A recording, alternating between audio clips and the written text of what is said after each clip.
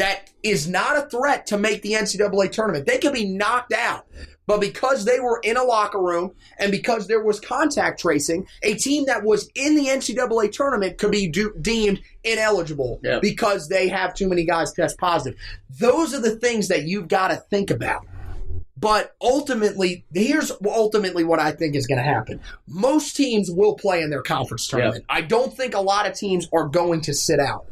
But some of the teams that have been heavily affected, like Michigan, I don't think they'll play in the Big Ten tournament. They'll say, look, we've been through this. We don't want to have to go through problems again because we know this could cost us our ultimate goal.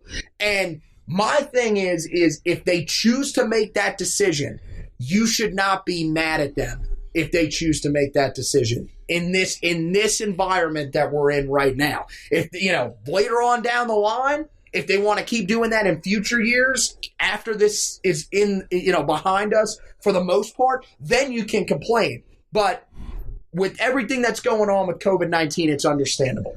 Yeah. And that's the point that I think people have to get to. Yeah. The good news is that it's February 7th as they were recording, so we've got a long way to get to the ACC tournament and really conference tournament week. And hopefully by then, we've got the vaccines rolling out. Maybe COVID's more under control. Maybe this whole discussion will be more or less an afterthought. But as of right now, it's a really big topic within the ACC and around college basketball. And I felt that we just need to discuss it and get our opinions out there. So with that, we're going to go ahead and shut down this edition of the Roy's Boys podcast. We'll let you go talk about the website, HeelToughBlog.com. Head there now to get all your post-game reactions from the Duke game as I recap the massive win in Cameron Indoor Stadium on Saturday night. And we'll have you ready for with the Miami game with previews from Sarah Wiley and possibly myself. From the football side of things, we're in the off-season, but you can go back and read Anthony's reactions to the Commitment Day signing for Carolina football on Wednesday.